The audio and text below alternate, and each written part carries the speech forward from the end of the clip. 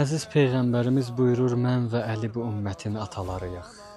Əzizlər, insan bu gözəl hərəmdə özünü o qədər rahat hiss edir.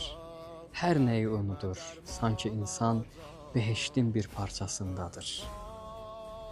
Həqiqətən Əhl-i Beyt əleyhissalam bizlərə ata kimidirlər.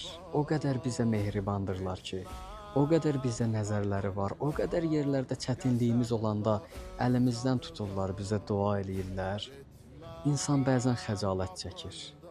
Necə ki, İmam Rza əleyhissalam buyurdu, biz həmişə sizlərə dua edirik. Sahaba soruşdu, ağa doğrudan belədir? İmam buyurdu, məgər eşitməmisən?